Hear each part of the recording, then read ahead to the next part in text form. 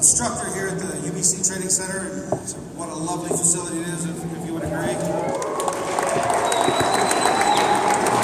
That's not the only reason I'm here. I'm also a volunteer for the Hillary Clinton campaign because I truly believe Hillary Clinton needs to be the next president of the United States. I, like many of you, started my working career as a non-union employee, getting stepped on and low wages and no benefits. And I always have to say the second best thing I ever did in my life was join the United Brotherhood of Carpenters and Joiners of America. The first being marrying my lovely wife, which she didn't make me say that. I am really and truly a believer in solidarity and working together to get to a common goal, which really is what politics is and what unionism is. So I think that it's really good that we gather together and do our caucuses together and work together in order to create this wonderful nation that we have. And I know you guys aren't really here to see me, so without further ado, the 42nd President of the United States.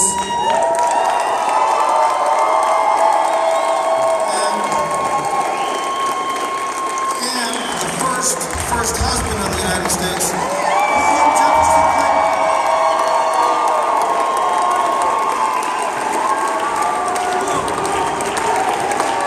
Let's give Bill his hand. I want to thank Annalise Escobar, one of our wonderful organizers who made the field pitch. Thank you. My longtime friend Doug McCarron, the General President of the UBC, thank you. Councilman Bob Coffin and the other elected officials that are here. It is great to be back in Las Vegas. You have no idea how hard I tried to get here. You know, it's a long way from New York. I was in the plane for 9 hours because we had a snowstorm. So we had to be a little late. They had to de-ice the plane.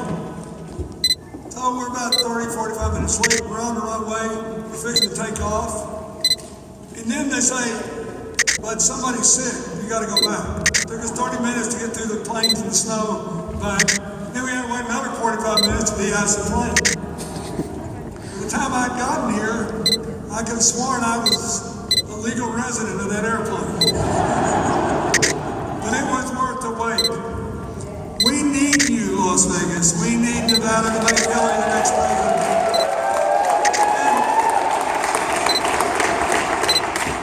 Did you see that debate last night? She looked like a president last night. And here's what I want to say. First, I knew I was a Democrat. They agreed on a lot of things. They want to get rid of that Citizens United decision. And Hillary says if the Supreme Court won't do it, she'd be glad to go sponsor a constitutional amendment. They believe that big money's had too much influence in politics. They believe we ought to invest more money to put America back to work. They believe we need to get to 100% coverage and quality affordable health care. They believe college should be affordable for everybody and nobody should have a debt they can't repay. But they disagree on how to do it. And here's what I want to say. To all the young people who have been carried away by her opponent's message, I get it. A lot of people are mad. And when you're mad, the number one emotional satisfaction is knowing who to blame and what you're going to do to them. When you've lived long enough and you got more yesterdays than tomorrows, you're more interested in answers and angers. And what you want is for every single American to be able to walk into a future where you can make your own choices, dream your own dreams, and live the future you want. That's what you want.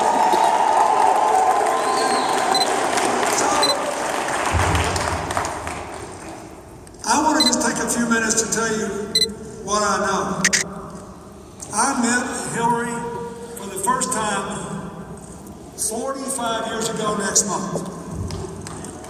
And I should have known she was destined for something, because I started to tap her on the shoulder when we were in law school, and I said, I better not do this. This is not going to be a passing thing.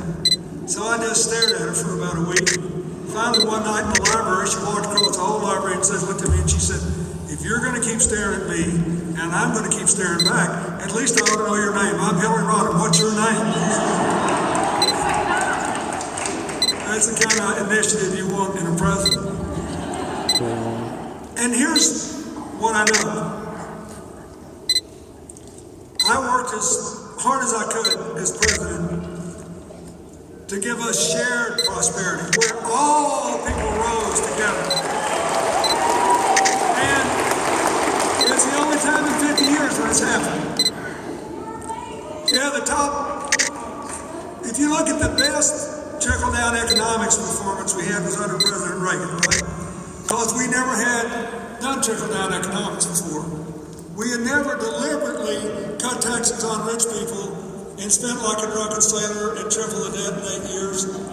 And so, what happened? We got about 15.8 million jobs, and the top 20%'s income rose approximately 22%. Almost all of it in the top 3 or 4%. More than 95% of the people's income did better when I went back to old-fashioned invest in the middle class and grow together economics. So, top 20% did about 10% better, but upper middle class, the next 20% did 25% better. The smack dab in the middle 20% did 70% better. The working class did more than twice as well. And listen to this, the people we really care about, the striving people who are struggling to get started, the bottom 20% of the workforce increased their incomes more than 30 times as much, and 100 times as many people moved from poverty into the middle class. That's what the Democratic Party at its best represents. When we go together,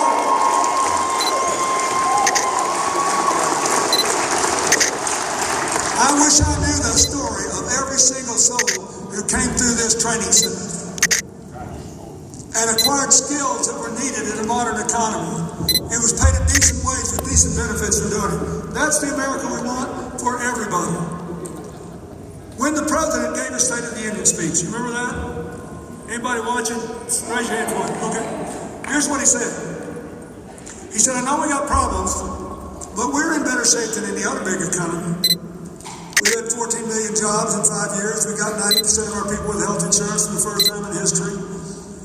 We're the most youthful and diverse population of all the big countries. We've got the best system of higher education. We're leading the world in science and technology. We're going to be fine if we embrace change, not run away with it. That's all true. Why is everybody so mad? Because more than 80% of the people have not yet gotten a raise since the financial crash almost 8 years ago.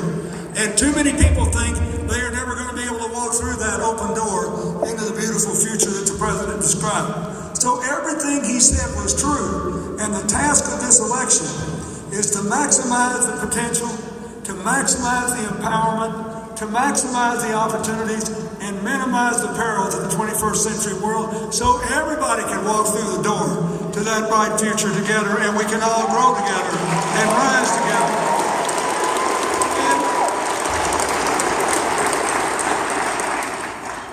Hillary wants us to imagine a world where we got really full employment. The unemployment rate's low now, but the workforce participation rate is lower than usual, especially among women. We're never out of the top 10 in women in the workforce when I was president, even though we're one of only 7 countries that didn't offer families paid leave, which men are far too. Now we're not in the top 20.